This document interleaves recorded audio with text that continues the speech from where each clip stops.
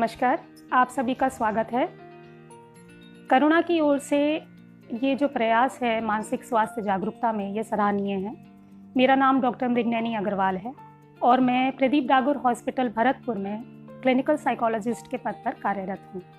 इसी प्रयास में हमारे डायरेक्टर डॉक्टर प्रदीप सिंह डागुर ने होलिस्टिक मेंटल हेल्थ के ऊपर अपना लेक्चर दिया था। उसके बाद पुष्पेंद्र शर्मा जी ने सब्सटेंस अब्यूज़, नशे की लत और उसका कैसे समाधान करें और कैसे इसके बारे में बताएं, उस पर परिचय दिया। इसी क्रम में मैं बच्चों में होने वाली एक बहुत ही सामान्य समस्या जिसे ADHD कहते हैं, इसके बारे में चर्चा करूंगी। ADHD अर्थात attention deficit hyper activity disorder. Attention deficit यानी ध्यान की कमी होना और हाइपर एक्टिविटी यानी अति सक्रियता या अति चंचलता। सामान्य बच्चों में देखा गया है कि अति सक्रियता होना एक सामान्य बात है, मगर अगर ये ज़्यादा बढ़ जाए और बच्चे के उम्र के अनुसार ना हो तो ये आगे चलकर दिक्कत उत्पन्न करती है और बच्चे के पढ़ाई में, बच्चे के सामाजिक व्यवहार में, बच्चे के आपसी संबंधों में बहुत परेशानी उत्पन्न करती है। अब ये ADHD होती क्या है? ADHD एक न्यूरोसाइकेट्रिक डिसऑर्डर है।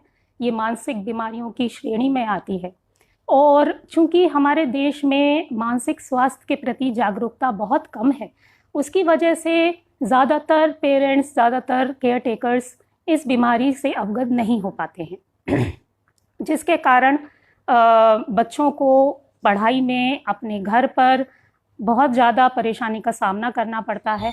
और ख़ासकर आपने कई लोगों को देखा होगा कि बोलते हैं कि हमारे बच्चे तो बहुत शैतान है, या कोई और दूसरे उनको लेबल करते हैं कि ये तो बहुत शैतान बच्चा है, कभी भी टिक के नहीं बैठता है।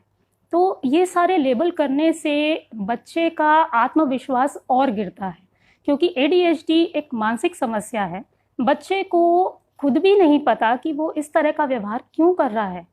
माता पिता ऊपर से परेशान रहते हैं क्योंकि उन्हें भी समझ नहीं आता कि ये कैसा व्यवहार है। अभी तक तो ये बच्चा ठीक था, 1-2 सालों में क्या परिवर्तन आ गए जिस वजह से इस तरह का व्यवहार वो करने लगा। अब समझने के लिए मैं आपको एक केस स्टडी के रूप में समझाती हूँ, उससे आपको ज़्यादा अच्छे से समझ आएगा। एक बच्चा हमारे पास आया था, करीब 8 साल का। उसकी मेन समस्या ये थी कि वो क्लास में टिक कर नहीं बैठता था।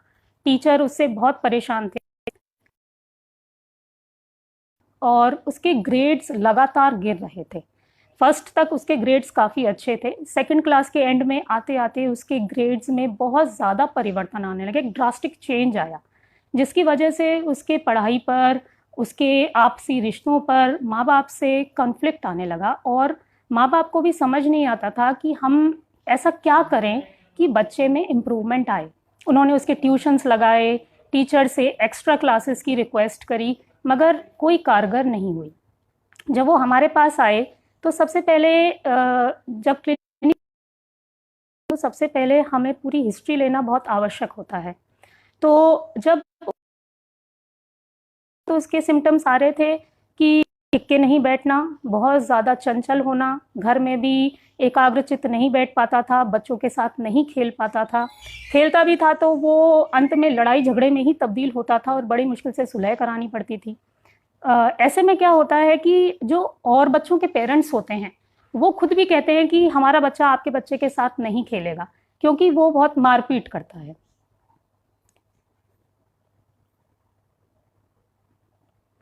तो उसके लिए सबसे पहले हमने हिस्ट्री ली और उसमें ये पता चला कि बच्चे का जो विकासात्मक जो हिस्ट्री थी, मतलब उसकी डेवलपमेंटल हिस्ट्री जो थी, उसमें शुरू से ही बच्चा थोड़ा बहुत अति सक्रियता उसमें रही थी, मतलब हाइपर एक्टिविटी उसमें रही थी।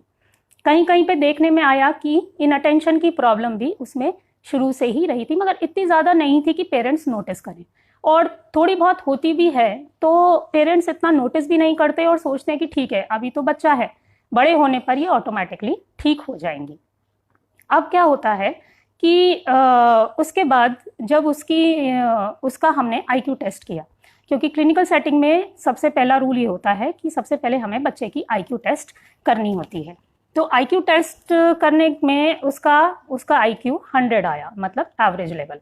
एवरेज लेवल होने के बावजूद भी बच्चा जो है अपने अकॉर्डिंग, अपनी एज के अकॉर्डिंग, अपनी क्लास के अकॉर्डिंग परफॉर्म नहीं कर पा रहा था। मतलब उसका आईक्यू बिल्कुल नॉर्मल है, मगर फिर भी वो काम नहीं कर पा रहा है जो उसी आईक्यू के, उसी उम्र के और बच्चे परफॉर्म कर सकते हैं। इससे क्या होता है कि बच्चे में भी हीन भावना आती है। उसे लगातार टीचर्स से एक तरह का इंस्ट्रक्शंस मिलता है, वार्निंग्स मिलती हैं कि अगर आप नहीं करोगे तो आपको इसी क्लास को रिपीट करना पड़ेगा।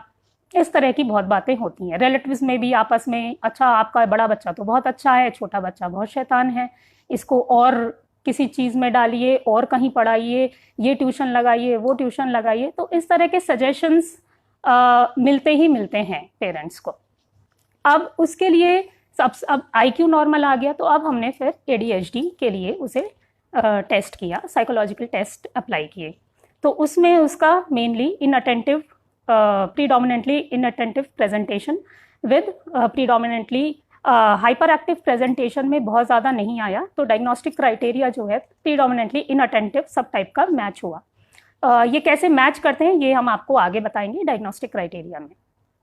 तो अब उस बच्चे को जब हमने एडीएचडी डायग्नोस किया तो माँ बाप को भी पता चला कि अच्छा इस कारण से बच्चा अपनी पढ़ाई में, अपने सोशल रिलेशनशिप्स में, अपने इंटरपर्सनल रिलेशनशिप मतलब आपसी संबंधों में सही प्रकार से परफॉर्म नहीं कर पा रहा था। फिर हमने पेरेंट्स को बीमारी के बारे में पूरा अच्छे से समझाकर उन्हें कुछ इंटरवेंशन के विषय में बताया, जो हम आगे चर्चा करेंगे कि कैसे हमें बच्चे को कुछ टिप्स देनी होती हैं, कुछ अपने में भी बदलाव लाना पड़ता है, कुछ पेरेंट्स की काउंसलिंग भी करनी पड़ती है, टीचर्स को भी इसके विषय में अवगत कराना पड़ता है ताकि बच्चे को इस परेशानी से दूर किया जा सके। परेशानी ये आती है कि हमारे समाज में अभी भी मानसिक बीमारियों को लेकर जो स्टिग्मा है वो दूर नहीं हुआ है। अगर कोई भी व्यक्ति साइकोलॉजिस्ट या मानसिक रोग विशेषज्ञ के पास या साइकेट्रिस्ट के पास जाते हैं तो ये समझा जाता है कि अरे ये व्यक्ति पागल हैं या ये बिल्कुल भी अब इनका दिमाग ठीक से काम नहीं कर रहा है। इस तरह की धारणा से लोग खुद भी बताने से हिचकिचाते हैं कि हमें जाना चाहिए, नहीं जाना चाहिए, किसी को बताना चाहिए, नहीं बताना चाहिए।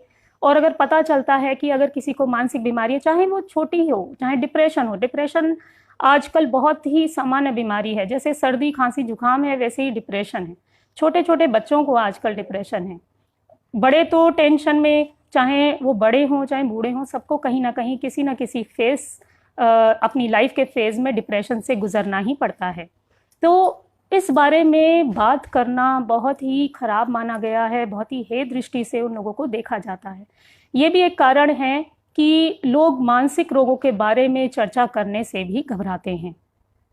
ये प्लेटफॉर्म इसीलिए बनाया गया है ताकि मानसिक रोगों के प्रति जागरूकता उत्पन्न हो और ये सब में जाए, क्योंकि सोशल मीडिया पे ज़्यादातर लोग एक्टिव हैं और हम भी ये चाहेंगे कि मानसिक रोग जो हैं वो ठीक हों, क्योंकि इनकी दवाई,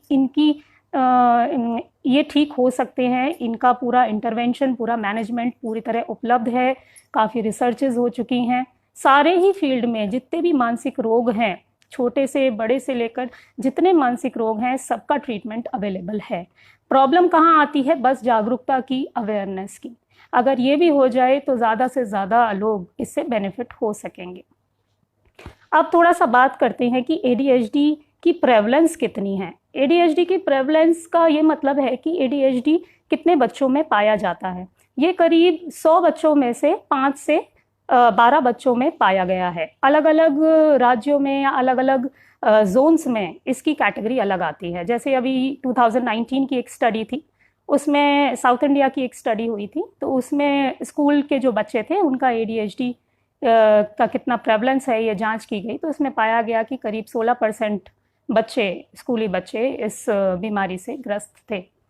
तो इंटरवेंशन के बाद उनमें काफ़ी इम्प्रूवमेंट आया और इसका इंटरवेंशन, इसका मैनेजमेंट लंबा चलता है, क्योंकि ये एकदम से ठीक होने वाली परेशानी नहीं है। हमें धीरे धीरे, हमें धैर्य से काम लेना होता है और एक एक करके बच्चे के व्यवहार को ठीक करना होता है, उसे बदलना होता है।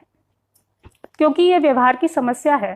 तो साइकोलॉजी में जो साइकोलॉजी है वो वास्तव में व्यवहार की ही स्टडी है। तो इसमें जो हमारे बिहेवियर थेरेपिस्ट हुए हैं उनका ये मानना है कि व्यवहार सीखा जाता है। कोई भी व्यवहार हम सीखते हैं। हम जब पैदा होते हैं तब हमें कुछ नहीं आता, जब हम आते हैं तो हम सीखते हैं अपने अपने पेरेंट्स से, अपने सराउंडिंग से, अपने पीयर्स से, अपने दोस्तों से, किसी से भी हम कुछ ना कुछ व्यवहार सीखते हैं अपने अनुभवों से। तो उस व्यवहार को अगर कोई हमने ऐसा व्यवहार सीखा है जो हमारे सामाजिक कर्तव्यों के विमुख है या जो समाज में अप्रोप्रिएट नहीं है, उसको बदला भी जा सकता है। तो उस व्यवहार का कारण जानना ज़रूरी है कि बच्चा कोई भी व्यवहार क्यों कर रहा है। अब ADHD के केस में यही डायग्नोसिस सबसे ज़्यादा नज़रअंदाज की जाती है। क्यों? क्योंकि लगता है भाई नॉर्मली बच्चे शैतानी करते ही करते हैं, मगर एक एज ग्रुप होता है, बच्चों के शैतानी करने का भी एक एज ग्रुप होता है। इसीलिए इसका डायग्नोसिस भी ऐसा नहीं है कि कोई भी बच्चा शैतानी कर रहा है तो उसे ADHD लेबल कर दिया जाए, ये मतलब नहीं है। उसके लिए आगे आपको पूरी क्राइटेरिया मैं बताऊंगी। अब ADHD के जो लक्षण हैं उन पे चर्चा करनी बहुत आवश्यक है, क्योंकि उन्हीं लक्षणों को हमें हैंडल करना है और उन्हीं लक्षणों का मैनेजमेंट करना है। तो सबसे पहले इसमें आते हैं, इनके ADHD के लक्षणों को 2 कैटेगरीज में डिवाइड किया गया है। एक इनअटेंशन की कैटेगरी है, एक हाइपर एक्टिविटी की कैटेगरी है।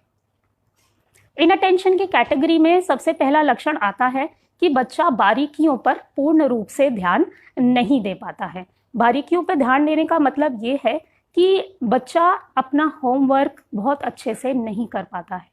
होमवर्क करने में बच्चा बहुत ज़्यादा केयरलेस मिस्टेक्स करता है। कभी कभी आपने देखा होगा कि बच्चे प्लस की बजाय माइनस लिखते हैं, माइनस की बजाय प्लस लिखते हैं, डिवाइड की जगह प्लस लिखते हैं और कभी डिवाइड की जगह माइनस लिख देते हैं। तो इस तरह से बल्कि उतारने में ही उन्हें काफ़ी डिफ़िकल्टी महसूस होती है। तो इस तरह की केयरलेस मिस्टेक्स ADHD के बच्चों में देखने में आती हैं। दूसरा लक्षण ये है कि अक्सर जो ध्यान लगाने वाली गतिविधियां हैं उनमें उन्हें दिक्कत होती है, जैसे स्कूल वर्क करने में, टीचर कुछ पढ़ा रहा है उस पर पूरी तरह से ध्यान देने में।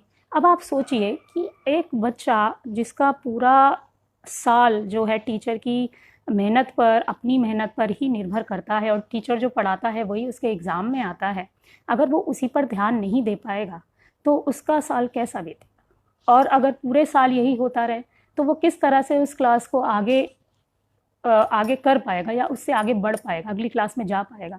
तो ये बहुत ही एक तरह से क्या बोलते हैं, एक गहन समस्या है बच्चे के आगे। अगर बड़ों के आगे भी इस तरह की समस्या आए तो वो भी परेशान हो जाएं। तो ये तो बच्चे हैं, बच्चे को खुद भी समझ नहीं आता कि भाई हो क्या रहा है। इसमें तीसरा लक्षण आता है कि अक्सर सीधी बातचीत करने पर उसे सुनते नहीं हैं। जैसे टीचर ने बुलाया कि बेटा यहाँ आओ, तो वो सुनेगा नहीं, उसका ध्यान कहीं और रहेगा। और पेरेंट्स ने किसी चीज़ के लिए उसे बोला है कि बेटा ये कर लो, अच्छा यहाँ आ जाओ, या बाज़ार से ये ले आओ, या अपना होमवर्क कर लो, या अपना क्लास वर्क मुझे दिखा दो, या अपनी डायरी मुझे दिखा दो, या अपना बैग लगा लो, या अपने टॉयज संभाल के रख दो, तो वो बच्चा एक बार में ये सारी चीज़ें नहीं सुन पाता है, ना उस पर अमल कर पाता है। ये इसका बड़ा लक्षण है। चौथा लक्षण ये है कि अक्सर वह निर्देशों का पालन नहीं कर पाते हैं। सीधी बातचीत करने पर सुनते नहीं और निर्देशों का भी पालन नहीं कर पाते। तो इसकी वजह से क्या होता है कि उनका काम अक्सर अधूरा रह जाता है, और अधूरा काम रह जाता है तो टीचर से डांट पड़ती है। घर पे तो डांट पड़ती ही पड़ती है, टीचर से और पड़ती है। तो इस वजह से बच्चा क्लास में भी हंसी का पात्र बनता है। अगर टीचर सबके सामने ये भी कह दे कि देखो इसका काम पूरा ही नहीं होता है, हर समय इसका दिमाग शैतानी में ही लगा रहता है, ये किसी की बात नहीं सुनता है, तो इस बात से बच्चे का कोमल मन बहुत आहत होता है। इस तरह की घटना एक और मेरे सामने आई थी कि एक बार किसी काम के लिए किसी बच्चे ने सुना नहीं, तो टीचर ने बोला कि यार ये तो सुनता ही नहीं है। वो बात उस बच्चे के मन में बहुत सालों तक बैठी रही। तो जब मैंने उसे देखा तो उसको अभी तक मतलब 10-12 साल बाद भी वो बात याद थी। तो बच्चों का मन बहुत कोमल होता है। हमें बहुत सोच समझकर अपने शब्दों का चुनाव करना आवश्यक है ताकि उनके कोमल मन पर कोई ठेस न पहुंचे। बिना कारण जाने हम किसी का भी व्यवहार लेबल नहीं कर सकते, उसको कोई नाम नहीं दे सकते। तो ये आवश्यक है कि हमें अपने शब्द बहुत सही तरीके से चुनने हैं। अगला लक्षण इसमें आता है कि किसी भी काम या गतिविधि को सुनियोजित करने में, मतलब उसे एक सिस्टमैटिक रूप से करने में उसे बहुत परेशानी का अनुभव होता है। कोई भी काम को वो सिस्टमैटिक रूप से नहीं कर पाएगा। और बच्चों को तो होमवर्क भी इतना ज़्यादा मिलता है, सारे सब्जेक्ट्स का होमवर्क होता है, साथ में और भी चीज़ें उन्हें करनी होती हैं, ट्यूशन भी है, पढ़ाई भी है, सब कुछ है। तो उस बीच में वो ये नहीं निर्णय कर पाते हैं कि हम क्या करें, कौन सा काम पहले करें। और इसमें क्या होता है कि एक बार बच्चे का ध्यान अगर भटकता है तो वो उस ध्यान को वापस लगाने में बहुत दिक्कत महसूस करता है। उसको ये भी नहीं पता चलता कि इसमें मेरा कितना समय व्यतीत हो गया है, तो वो अक्सर अपना काम अधूरा ही छोड़ देता है। फिर आता है कि अक्सर माथापच्ची वाले कामों में, या जिसमें हमारा थोड़ा बहुत मानसिक जो एक दबाव बनेगा जिस कार्यों में, उन कार्यों को वो करने में हिचकिचाते हैं। और अगर उन कार्यों को करने में गलती हो गई और उनको किसी वजह से उस चीज़ के लिए डांट पड़ रही है या मार पड़ रही है, तो वो उस काम को और भी नहीं करेंगे। तो माथापच्ची वालों को करने में वो अक्सर मना ही कर देते हैं। कुछ बच्चे तो ऐसे होते हैं, वो कहते हैं हम होमवर्क करेंगे ही नहीं, आप कुछ भी कर लीजिए। तो हार कर माँ बाप को, पेरेंट्स को, उनके केयर टेकर्स को उनका होमवर्क करना पड़ता है, क्योंकि नहीं करेंगे तो स्कूल से कंप्लेंट्स आएंगी। और अगर कर दिया तो भी प्रॉब्लम है, नहीं करा तो भी परेशानी है। तो हमें दोनों ही चीज़ों को हैंडल करना आवश्यक है। बच्चे को रिस्पॉन्सिबल बनाना भी आवश्यक है इसके लिए, और बच्चे की समस्या दूर करना भी आवश्यक है। अगला लक्षण इसमें आता है कि गतिविधियों और कार्यों से जुड़ी हुई जो चीज़ें हैं वो खो देते हैं, मतलब उनका ध्यान नहीं रख पाते हैं। जैसे पेंसिल, इरेज़र, अपना शार्पनर, बॉक्स, कोई बुक, डायरी, कॉपी, अब कुछ भी हो सकता है, जो भी ज़रूरी है वो उसका ध्यान नहीं रख पाने के कारण उसे खो देते हैं। जैसे अगर क्लास में काम कर रहे हैं और रबर इधर उधर गिर गई, तो उन्हें कोई पता नहीं कि हमें इसे उठाना चाहिए, नहीं उठाना चाहिए, कहाँ गई, कैसे गई, उनको ध्यान नहीं रहता। जब घर आते हैं, पेरेंट्स पूछते हैं कि भाई कहाँ गई, तो उन्हें पता ही नहीं होता कि कहाँ गई, क्या बताएंगे। जब उन्हें पता ही नहीं तो वो कैसे बताएंगे कि कहाँ गई। तो ये लक्षण एक बहुत ही महत्वपूर्ण लक्षण है जो ध्यान की कमी के कारण होता है। अगला लक्षण इसमें आता है कि ऐसे बच्चे बाहरी वातावरण से, मतलब एक्सटर्नल स्टिमुली से बहुत जल्दी प्रभावित हो जाते हैं। जैसे अभी हम अपना काम कर रहे हैं, बाहर कोई आया या घर में कोई आया, तो उन्हें तुरंत उनका माइंड जो है, उनका मन वहीं लग जाएगा। या उसके बाद कोई और घटना होगी तो वहाँ लग जाएगा, उसके बाद कोई और घटना होगी तो वहाँ लग जाएगा। तो तेज़ी से उनका जो अटेंशन स्पैन है वो बहुत तेज़ी से बदलता रहता है और वो बहुत शॉर्ट होता है। अटेंशन स्पैन इनका बहुत शॉर्ट होता है, बहुत तेज़ी से अपना ये अटेंशन बदल लेते हैं, एक काम को पूरा नहीं करते दूसरे में लग जाते हैं। और इसलिए भी ऐसा होता है कि उन्हें एक काम करते करते बहुत ही बोरियत आ जाती है, वो बोरिंग होता है उनके लिए काम। हालांकि इसमें ये देखा गया है कि बच्चे जैसे कोई भी इंटरेस्टिंग काम कर रहे हों, जैसे उनकी पसंद का काम है, जैसे आजकल बच्चों को वीडियो गेम्स खेलने का बहुत शौक है, उसमें बच्चे घंटों खेल सकते हैं। और टीवी भी देख सकते हैं, कार्टून देख सकते हैं, मतलब जो भी उनके पसंद की चीज़ें हैं वो बहुत अच्छे से कर सकते हैं। तो ये डाउट होता है कभी कभी कि क्या वाकई में इस बच्चे की अटेंशन कम है, लगती तो नहीं है देखने से। क्योंकि कई पेरेंट्स हमारे पास आते हैं, वो बोलते हैं कि मैडम ये तो बहुत घंटों तक टीवी देख लेता है, बहुत घंटों तक वीडियो गेम देख लेता है, तो कैसे इसकी अटेंशन कम है। तो ये ज़रूरी नहीं कि अगर वो एक काम अपनी पसंद का कर रहा है या दो काम अपनी पसंद का बहुत अच्छे से कर पा रहा है, उसे ADHD नहीं है। इसीलिए इसका पूरा डायग्नोस्टिक क्राइटेरिया है। इसीलिए हम तुरंत ही बच्चे को सिम्टम देखते ही, लक्षण देखते ही लेबल नहीं करते, पूरा हिस्ट्री लेकर, पूरा डायग्नोसिस करके ही उसको पूरी अच्छी तरीके से फिर करते हैं। इसमें अगला लक्षण आता है कि अक्सर बच्चा दैनिक गतिविधियों की चीज़ें भूल जाता है। जैसे उसे कोई होमवर्क मिला है और उसे वो 1 हफ्ते बाद देना है, तो उसे वो पूरे हफ्ते भर याद नहीं रहेगा। हो सकता है अंत में याद आए, हो सकता है जब उसकी कॉपी चेक की जाए तब याद आए, या कभी कभी तो बिल्कुल भी याद नहीं आता, और जब टीचर ही कॉपी चेक करता है तभी वो नोट लिखता है कि वर्क अनडन या करा नहीं है या गलत किया है या जो भी। तो ये इन अटेंशन के, ध्यान की कमी के ये कुछ मेजर लक्षण थे, कुछ बड़े लक्षण थे जो मैंने आपके सामने बताए।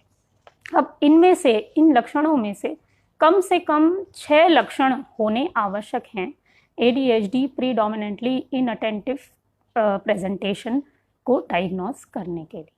अब आगे मैं बात करूंगी हाइपर एक्टिविटी की। हाइपर एक्टिविटी, इम्पल्सिविटी के भी इसी तरह से लक्षण हैं, उनको मैं आपसे एक एक करके डिस्कस करूंगी। तो इसमें पहला लक्षण आता है कि अक्सर बच्चे हाथ पैरों से अनियमित गतिविधि करते हैं और एक जगह टिककर नहीं बैठते हैं। कुछ बच्चों को आपने देखा होगा कि ऐसे ऐसे हिलते रहते हैं, अपने हाथों से कुछ उनको लगा ही रहता है। कभी मेज़ को टैप करते हैं, मेज़ पे फिंगर से चलाते रहते हैं, कभी अपनी नकल्स को ऐसे क्रैक करते रहते हैं। तो इस तरह की जो गतिविधियां हैं, या पैर हिलाते रहेंगे, इस तरह की गतिविधियां हाइपर एक्टिविटी के अंतर्गत आती हैं।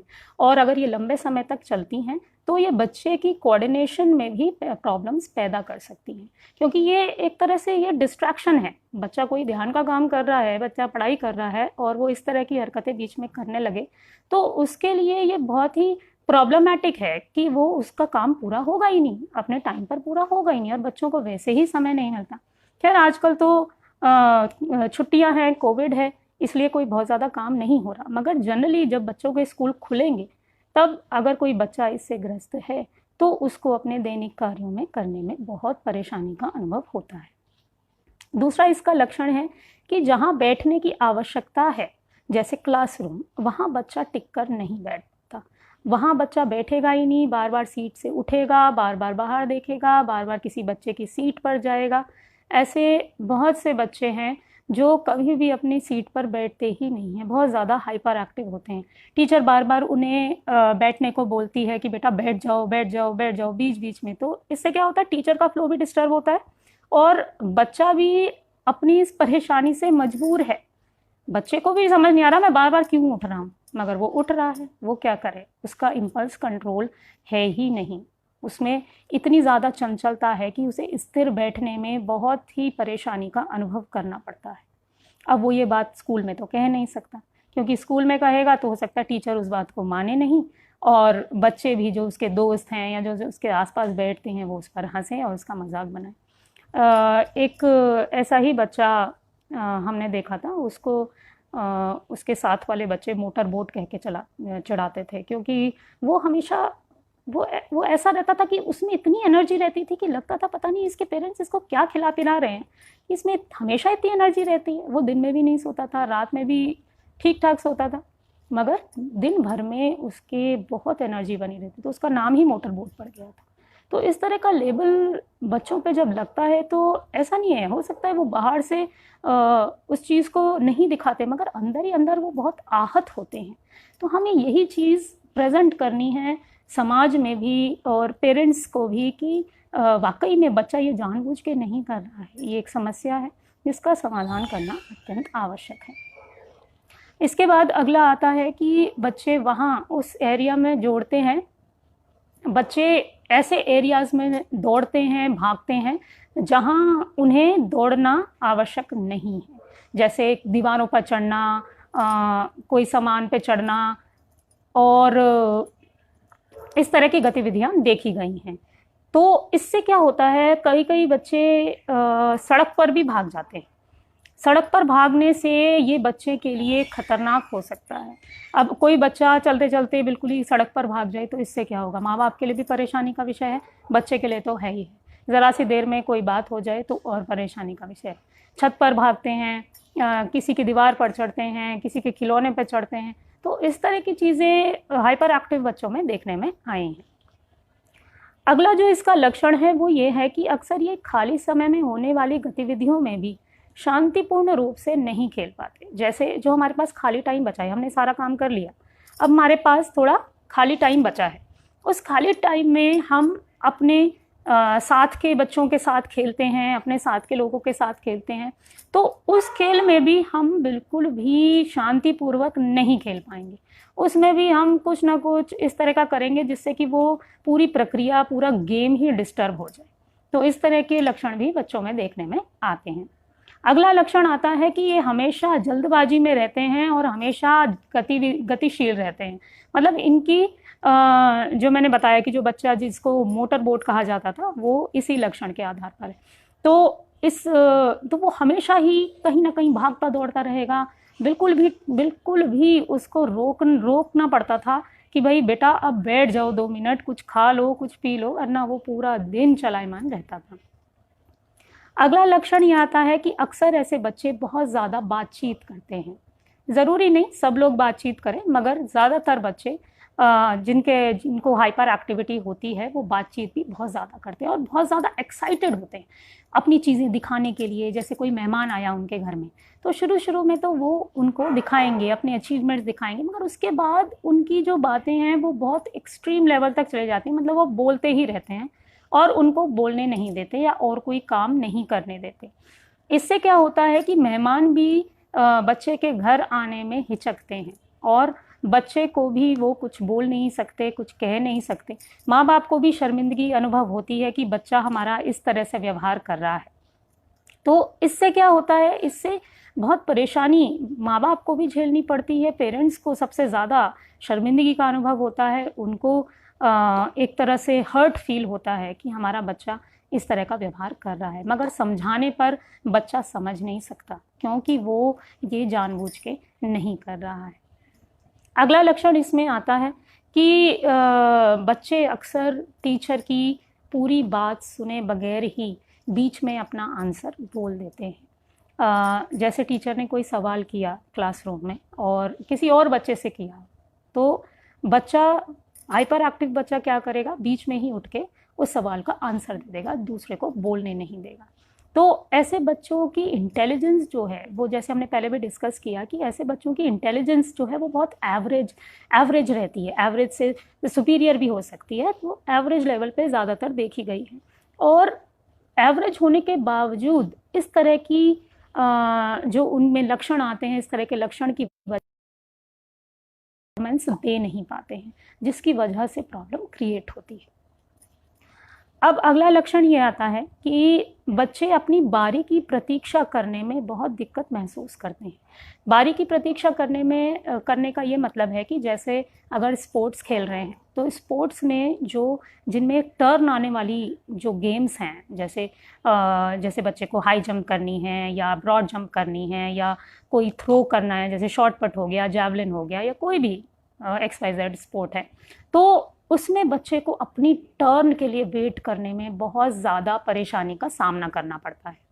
अब टर्न नहीं आएगी तो क्या होता है कि वो बीच में ही लाइन काट कर आगे पहुंचना चाहता है, जिसकी वजह से उसे हो सकता है गेम से बाहर भी कर दिया जाए, उसको लिया ही ना जाए। तो इससे क्या होता है, जो बच्चे का जो एक महत्वपूर्ण टाइम है, गेम्स टाइम है, वो भी कट हो जाता है, जिससे उसको अपनी क्षमता दिखाने का भी अवसर नहीं मिल पाता है। तो ये लक्षण भी एक बहुत बड़ा लक्षण है जो हाइपर एक्टिव बच्चों में देखा गया है। अगला लक्षण आता है कि अक्सर दूसरों की गतिविधियों के बीच में बच्चे पड़ जाते हैं। जैसे पेरेंट्स आपस में बात कर रहे हैं तो वो बीच में ही अपनी बात बोलने लगेंगे, उनकी बात ध्यान से नहीं सुनेंगे। या कोई भी 2 बड़े जने बात कर रहे हैं तो वो उनकी बातों के बीच में ही अपनी बात चलाने लगेंगे, उनकी बात पूरी नहीं होगी, कुछ और बात करने लगेंगे। पेरेंट्स कुछ कह रहे हैं, उनकी बात सुनेंगे नहीं, अपनी बात बताने लगेंगे, तो वो उसमें इंट्रूड करते हैं, बीच में पड़ते हैं। तो इस तरह के ये जो लक्षण हैं, ये सामान्यतः हाइपर एक्टिव जो इम्पल्सिव जो कैटेगरी, हाइपर एक्टिव इम्पल्सिव जो कैटेगरी है, उसमें देखने में आते हैं। अब इन लक्षणों में भी इन अटेंशन की तरह ही कम से कम 6 लक्षण प्रेजेंट होने चाहिए डायग्नोसिस के लिए। Predominantly hyper active impulsive presentation के लिए कम से कम 6 लक्षण आवश्यक हैं।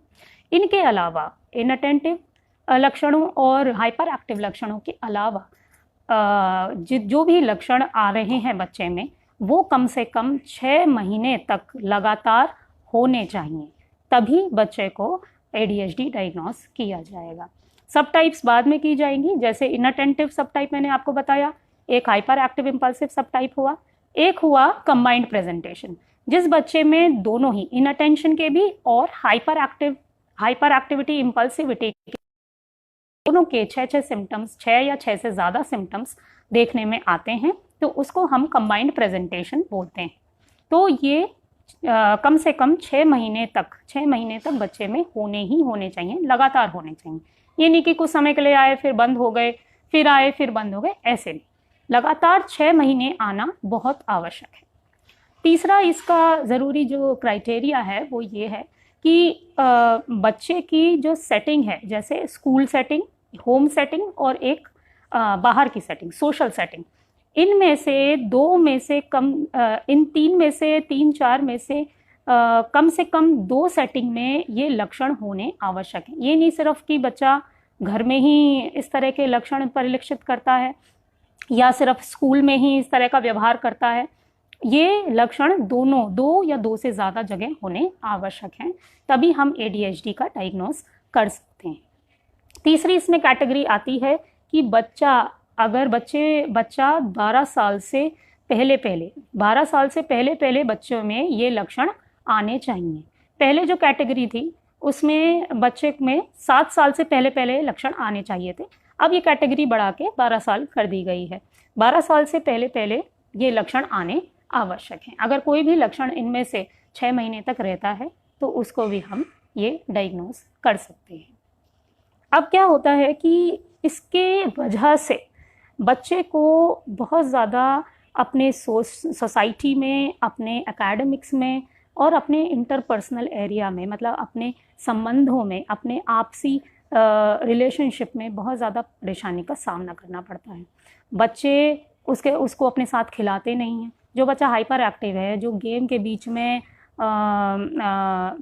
इंट्रूड कर रहा है, जो उन्हें खेलने नहीं दे रहा है, तो आगे क्या होगा कि बच्चे को वो खिलाएंगे ही नहीं उस बच्चे को, और वो बच्चा अकेले और इरिटेट होगा कि कोई बच्चे से मारपीट भी हो जाती है, कोई उसे मार भी देता है, तो भी वो बच्चे को खिलाते नहीं हैं, लड़ाई झगड़े होने पर खिलाते नहीं हैं, या उसके ही दूसरे बच्चे के पेरेंट्स, जो ADHD बच्चा है उसके पेरेंट्स से शिकायत कर देते हैं। तो इससे क्या होता है कि बच्चा अपने आप में ही बंद रह जाता है। बंद रहने के कारण उसमें और ज़्यादा हीन भावना विकसित होती है, जिसको निकाल पाना आगे चलकर बहुत मुश्किल हो जाता है। आगे चलकर यही परेशानियां इमोशनल डिसऑर्डर्स का रूप ले सकते हैं। एंग्जाइटी हो सकता है, OCD हो सकता है, डिप्रेशन हो सकता है, कई बीमारियां ऐसी हो सकती हैं। तो हमें इन्हें जल्द से जल्द पहचान कर ट्रीट करना बहुत आवश्यक है, क्योंकि ऐसे बहुत से लोग हैं जो पहले ADHD थे और अब वो अपनी नॉर्मल ज़िंदगी जी रहे हैं। बस इसमें थोड़ा धैर्य की आवश्यकता है, क्योंकि अगर धैर्य नहीं है तो फिर इसको ट्रीट करना बहुत मुश्किल हो जाता है, क्योंकि बच्चे का प्रत्येक व्यवहार काफ़ी समय लेता है और सिस्टमैटिक रूप से हमें इसको मैनेज करना पड़ता है। अब हम आते हैं कि ये किन कारणों से होता है। तो इसमें जैसे हर एक मानसिक बीमारी का एक मॉडल है जिसे हम बोलते हैं बायोसाइकोसोशल मॉडल। यही मॉडल इस बीमारी पर भी अप्लाई होता है। बायोसाइकोसोशल मॉडल का मतलब ये है कि हमारी बायोलॉजी, हमारी साइकोलॉजी और हमारा सोसाइटी, हमारा जो सोशल एनवायरनमेंट है, वो बीमारी के लिए जिम्मेदार है। किसी भी एक कारण को हम जिम्मेदार नहीं मान सकते हैं, तीनों कारण मिलकर बीमारी को उपजाते हैं या जन्म देते हैं। तो बायोलॉजिकल मतलब जैविक कारण में हमारा सबसे पहले इसमें आती है हमारी जीन्स मतलब कि अगर जिस बच्चे को ADHD डायग्नोस हुआ है, अगर उसके परिवार में उसके भाई बहन या और किसी व्यक्ति को ADHD पहले रहा है या और कोई मानसिक समस्या रही है, तो उसमें ADHD होने की संभावना बढ़ जाती है। दूसरा इसमें फैक्टर आता है कि हमारे ब्रेन में कुछ केमिकल्स होते हैं, कुछ स्पेसिफिक केमिकल्स होते हैं जिन्हें न्यूरोट्रांसमीटर्स बोलते हैं। उन न्यूरोट्रांसमीटर्स की गड़बड़ी के कारण भी इस तरह की समस्या देखी गई है। खासकर एक न्यूरोट्रांसमीटर होता है डोपामीन, उसकी कमी के कारण ये इस तरह की समस्या देखी गई है। हमारे ब्रेन का एक एरिया होता है जिसे प्री फ्रंटल कॉर्टेक्स कहते हैं। वो हमारे ध्यान के लिए, हमारा मतलब ध्यान बनाए रखने के लिए, हमारे इम्पल्स कंट्रोल के लिए, हमारी डिसीजन मेकिंग के लिए बहुत ही इम्पॉर्टेंट एरिया है। तो अगर इस एरिया में गड़बड़ होती है या किसी भी कारण हमारी ब्रेन की जो स्ट्रक्चर है इसमें कमी आती है, तो इस तरह की समस्या देखी गई है। दूसरा आता है हमारा साइकोसोशल, हमारी साइकोलॉजी और हमारी सोसाइटी, हमारा सोशल एनवायरनमेंट। तो साइकोसोशल फैक्टर्स में ये देखा गया है कि बच्चे में शुरू से ही इम्पल्स को कंट्रोल करने की शक्ति नहीं होती है। उसमें शुरू से ही कुछ कुछ कामों में अपनी अटेंशन को बनाए रखने की प्रवृत्ति नहीं होती है, या वो उसका अटेंशन बहुत शॉर्ट होता है, थोड़े ही समय के लिए लग पाता है। अब छोटे बच्चों में क्योंकि हम ज़्यादा ध्यान नहीं देते हैं कि ठीक है जितना कर रहा है उतना ठीक है, तो उस समय ये चीज़ें इतनी ध्यान में नहीं आती, मगर बड़े होकर ये चीज़ें ज़्यादा हो जाती हैं। तो इसीलिए ये चीज़ें एकदम से बहुत बड़ी दिखाई देती हैं। जैसे हमने पहले केस डिस्कस किया था कि 1 ही साल से ही बच्चे को बहुत ज़्यादा परेशानी का सामना करना पड़ा, ध्यान की कमी होने लगी। तो ये पहले भी थी मगर वो कम मात्रा में थी, वो बढ़ते बढ़ते इस रूप में आ गई। सोशल एनवायरनमेंट में आता है कि बच्चे का जो फैमिली एनवायरनमेंट है, जैसे उसके माता पिता के बीच में संबंध कैसे हैं, उसका फैमिली स्ट्रक्चर कैसा है, उसकी जो नीड्स हैं वो पूरी होती हैं या नहीं होती हैं, या ज़रूरत से ज़्यादा पूरी होती हैं। तो ये सारे फैक्टर्स भी ADHD में माने जाते हैं कि इस तरह के फैक्टर्स से ADHD हो सकता है। तो संभावना क्या रहती है कि अगर हमारे परिवार में, हमारे पेरेंट्स के बीच में कोई भी डिस्कॉर्ड है, एडजस्टमेंट प्रॉब्लम्स हैं या कोई मानसिक समस्या है, तो उसकी ADHD होने की संभावना बढ़ जाती है। ज़रूरी नहीं हो मगर संभावना बढ़ जाती है। तो ये 3 कारण जो हैं इनका हमें ध्यान रखते हुए चलना होता है। इसीलिए प्रॉपर हिस्ट्री लेनी चाहिए। कभी भी हो, किसी भी बीमारी की हो, एक प्रॉपर हिस्ट्री बहुत ज़रूरी है, ताकि हम इसका केस कंसेप्शुलाइजेशन जब करते हैं तो हमें ये तीनों फैक्टर्स बताने बहुत ज़रूरी है। अब इसमें अगला आता है कि हम ऐसे बच्चों का मैनेजमेंट कैसे करें। मैनेजमेंट जो है एक बहुत ही बड़ा टॉपिक है और बहुत ही इम्पॉर्टेंट टॉपिक है। मैनेजमेंट की बात करें तो सबसे पहले हमें जो बच्चे के लक्षण हैं उन्हें सबसे पहले एक लिस्ट बनानी है। उनकी, बच्चों के जो भी लक्षण हैं उनकी पूरी तरह से एक लिस्ट तैयार करें। एक एक करके उन लक्षणों पे हमको एक्ट करना है, वर्क करना है। तो अब सीवियरिटी, जब हमने ADHD का स्केल लगा के हमने सीवियरिटी चेक कर ली कि बच्चे में कौन कौन से सिम्टम्स हैं, कौन कौन से उसको दिक्कत आ रही हैं, किस किस एरिया में दिक्कत आ रही हैं, तो हम अगर बहुत ज़्यादा सीवियरिटी है, बहुत ज़्यादा परेशानी है, तो हम उसे साइकेट्रिस्ट के पास रेफ़र कर सकते हैं, क्योंकि इसमें सबसे पहला ट्रीटमेंट होता है फार्माकोलॉजिकल ट्रीटमेंट, मेडिसिन्स। तो मेडिसिन्स लेना इस बीमारी में बिल्कुल सेफ़ है। जो हमने बायोलॉजिकल फैक्टर बताया आपको कारण के रूप में, वो बायोलॉजिकल फैक्टर उस मेडिकेशन से ही ठीक होगा, क्योंकि जो न्यूरोट्रांसमीटर्स हैं वो डायरेक्टली हम उनको रीच नहीं कर सकते, वो मेडिसिन लेंगे उसके बाद ही वो ठीक होंगे। तो इसके लिए फार्माकोथेरेपी, जो मेडिसिन वाला एरिया है, उसके लिए हम साइकेट्रिस्ट से संपर्क करेंगे। अगर ज़रूरत है वो बच्चे को चेक करके बताएंगे कि जितनी ज़रूरत है उस हिसाब से उसको डोज दी जाएगी। और मेडिसिन लेना बिल्कुल सेफ़ है। ये और किसी मेडिसिन की तरह होती है, जैसे आप नॉर्मल और बीमारियों के लिए मेडिसिन लेते हैं, उसी तरह से आपको ये मेडिसिन भी लेनी। दूसरा इसमें आता है साइकोलॉजिकल मैनेजमेंट। तो अब इसमें आती है सबसे मेन आती है जो है वो बिहेवियर थेरेपी। बिहेवियर थेरेपी, जैसा मैंने आपको पहले बताया कि बिहेवियरिस्ट ये मानते हैं कि सारा व्यवहार जो है वो सीखा हुआ है और उसे अनलर्न भी किया जा सकता है। तो इसी प्रिंसिपल पे ये वर्क करती है, और इसका मेन प्रिंसिपल होता है रिवार्ड और पनिशमेंट पे। रिवार्ड का मतलब ये है कि कुछ चीज़ें जो बच्चों को अच्छी लगती हैं, और पनिशमेंट जो चीज़ें बच्चों को अच्छी नहीं लगती हैं, जिसके लिए उन्हें सज़ा भी मिल सकती है। सज़ा का मतलब यहाँ पर ये नहीं है कि आप बच्चे को मार पीट करें या उसको कमरे में बंद कर दें या कोई भी ऐसा हार्श पनिशमेंट नहीं। पनिशमेंट का मतलब सिर्फ ये है यहाँ पे कि बच्चे से कोई ऐसी चीज़ ले लेना जिसको वो बहुत ज़्यादा पसंद करता है। तो ये रिवॉर्ड और पनिशमेंट, ये दोनों टेक्निक्स हम इसके मैनेजमेंट में अप्लाई करते हैं और ये बहुत कारगर भी सिद्ध हुई हैं।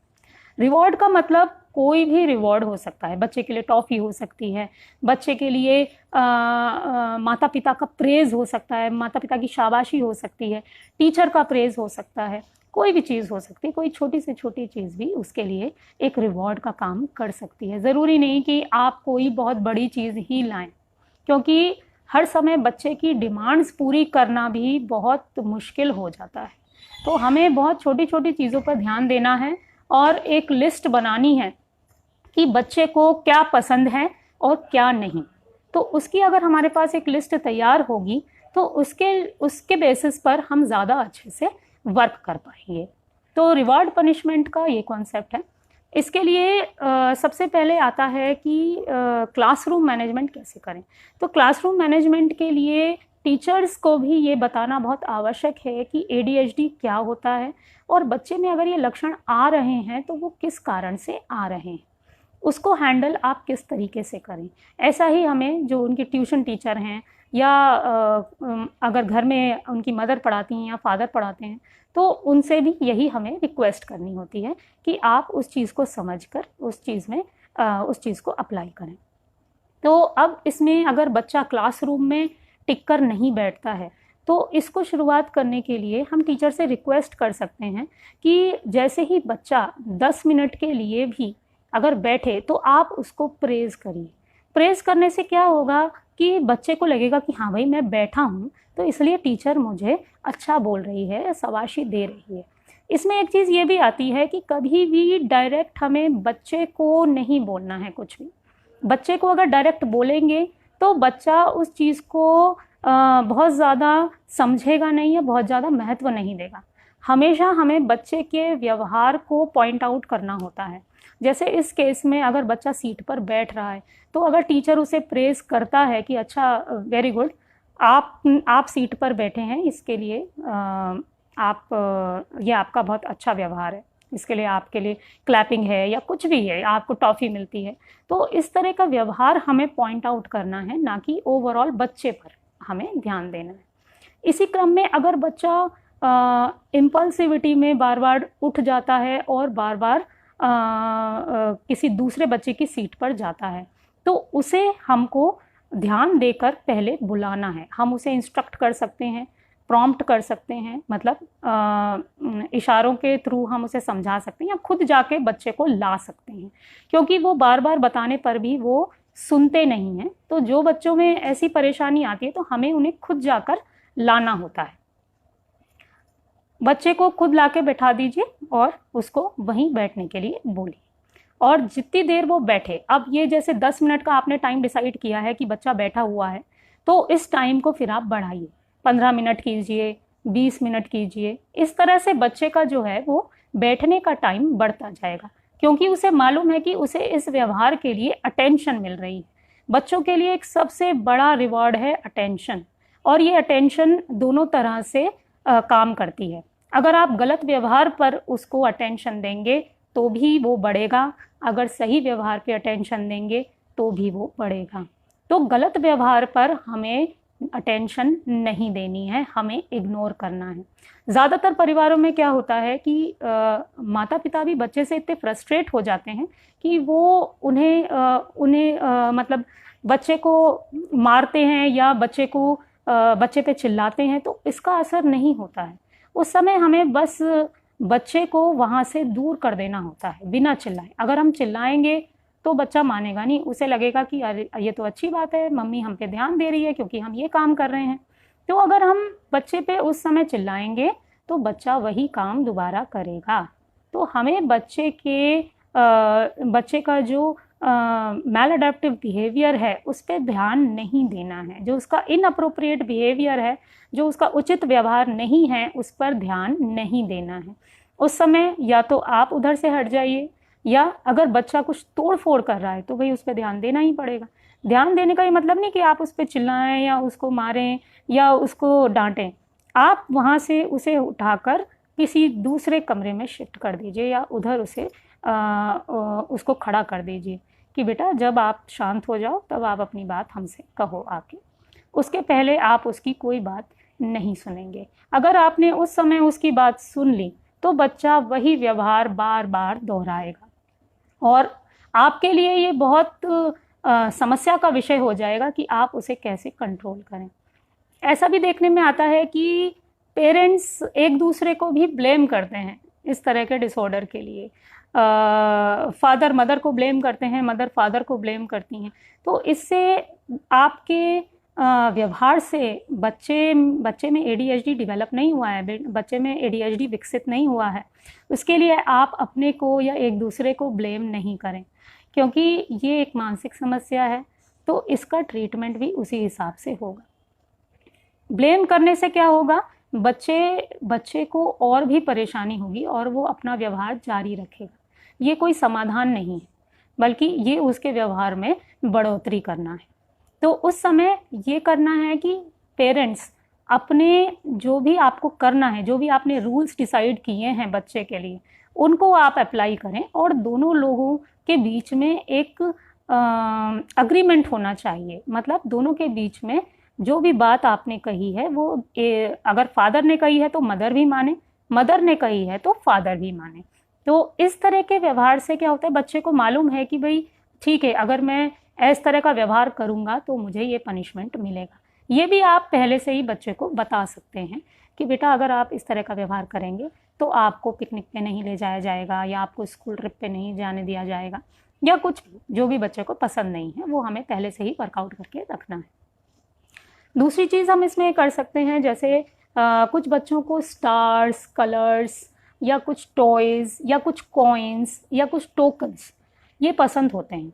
तो जैसे अगर बच्चे ने अच्छा व्यवहार किया है पूरे दिन भर में, तो बच्चे को हम मैक्सिमम 4 टोकन्स दे सकते हैं दिन भर के 4 टोकन्स दे सकते हैं। तो उन टोकन्स को हम असाइन कर सकते हैं कि बेटा जब आपके पास 20 टोकन हो जाएंगे तो आप आइसक्रीम ले सकते हैं, उन 20 टोकन से आइसक्रीम ले सकते हैं, या एक पर्टिकुलर अमाउंट डिसाइड कर सकते हैं, जैसे 10 में टॉफ़ी ले सकते हैं, 20 में आइसक्रीम ले सकते हैं, या और भी कोई चीज़ उन्हें पसंद हो वो ले सकते हैं। इसके विपरीत अगर बच्चा सही व्यवहार नहीं करता है, अप्रोप्रिएट व्यवहार नहीं करता है, तो उसके टोकन्स उससे लिए भी जा सकते हैं। उसके टोकन्स उससे लिए जाएंगे तो उसे वो चीज़ नहीं मिल पाएगी जो वो चाहता है या जो वो खाना चाहता है या जो वो करना चाहता है। तो टोकन इकोनॉमिक्स बोलते हैं इस टेक्निक को भी आप अप्लाई कर सकते हैं। ये कुछ मेन टेक्निक्स हैं जो बिहेवियर थेरेपिस्ट अप्लाई करते हैं बच्चों को समझने में और बच्चों का व्यवहार परिवर्तित करने में।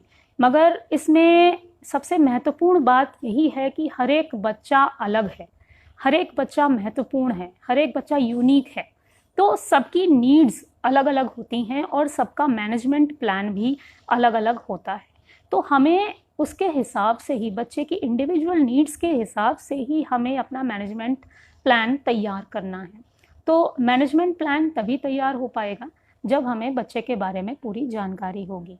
तो पेरेंट्स से मेरी रिक्वेस्ट है कि कोई भी जानकारी छुपाएं नहीं, इस बारे में अवेयरनेस क्रिएट करें और भी लोगों को बताएं ताकि बच्चों की मदद हो सके। बच्चे जो करना चाहते हैं वो बन पाएँ, क्योंकि पेरेंट्स भी बहुत ज़्यादा हताश हो जाते हैं।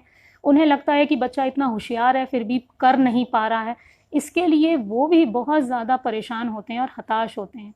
कहीं से उन्हें कोई रास्ता नहीं सूझता है। तो एवरेज इंटेलिजेंस होने के बावजूद भी अगर बच्चा इस तरह का परफॉर्मेंस देता है तो वो हमारी सोसाइटी के लिए भी एक हमारी सोसाइटी को नीचे की तरफ ले जाता है। हमारी सोसाइटी में कोई डेवलपमेंट नहीं होता। तो ये ज़रूरी है, क्योंकि बच्चे ही हमारा भविष्य हैं। बच्चे नहीं अगर सही से परफॉर्म करेंगे तो आगे कैसे कर पाएंगे, आगे कौन बड़े बड़े इनोवेशंस करेगा। तो कुछ बच्चे हैं जो बड़े होकर काफ़ी अच्छे एथलीट्स भी बने हैं, जैसे माइकल फेल्प्स का आपने नाम सुना होगा। माइकल फेल्प्स एक बहुत बड़े ओलंपियन हैं, 28 मेडल्स उन्होंने ओलंपिक्स में जीते हैं और उनको भी बचपन में ADHD था, मगर उन्होंने अपनी ADHD को कभी भी अपने आड़े नहीं आने दिया, अपने गोल के आड़े नहीं आने दिया। उन्होंने स्विमिंग में इतना अपना खिताब बनाया। तो ऐसा नहीं है कि बच्चे परफॉर्म नहीं कर सकते, हमें बस ये जानने की ज़रूरत है कि उनकी क्या नीड्स हैं, उनके व्यवहार के पीछे का क्या कारण है और वो किस एरिया में अच्छा परफॉर्म कर सकते हैं। ऐसा देखा गया है कि ये बच्चे स्विमिंग में, ताइक्वांडो में, कराटे में, इस तरह की एक्टिविटीज़ में बहुत ज़्यादा अच्छा परफॉर्म कर सकते हैं। तो उसमें हम उनको आगे बढ़ा सकते हैं, इन स्पोर्ट्स में डाल सकते हैं, ताकि उनकी जो एक्स्ट्रा एनर्जी है, जो उनकी ध्यान की कमी है या जो उनकी कोऑर्डिनेशन की कमी है, वो ठीक हो सके। तो इस तरह की हम उनको सजेशन दे सकते हैं। तो सबसे मेन बात यह है कि हर एक बच्चे का एक इंडिविजुअलाइज्ड एजुकेशन प्लान भी होना बहुत आवश्यक है, क्योंकि कई बच्चों में लर्निंग डिसेबिलिटी भी होती है और भी कोमॉर्बिड मतलब कि साथ में होने वाली बीमारियां भी होती हैं, जैसे लर्निंग डिसेबिलिटी हो गई, ऑटिज़म हो गया, ऑपोजिशनल डिफाइंड डिसऑर्डर हो गया, कंडक्ट डिसऑर्डर हो गया। तो अगर इस तरह की और बीमारियां सामने आती हैं तो दोनों को मैनेज करना बहुत कठिन हो जाता है। तो हमें सबसे पहले, जैसे ही हमें लगे कि भाई हमारे बच्चे को कुछ परेशानी है या उसको कुछ प्रॉब्लम हो रही है, हमें तुरंत किसी मानसिक स्वास्थ्य विशेषज्ञ से संपर्क करना चाहिए, क्योंकि ट्रीटमेंट अवेलेबल है। मेन है कि ट्रीटमेंट अवेलेबल है, जहाँ ट्रीटमेंट अवेलेबल नहीं है वहाँ तो कुछ नहीं कर सकते। जहाँ ट्रीटमेंट अवेलेबल है वहाँ पे हमें अपना पूरा प्रयास करके बच्चों का भविष्य संवारना, सुधारना चाहिए। इसी के साथ मैं अपना समाप्त करती हूँ। धन्यवाद।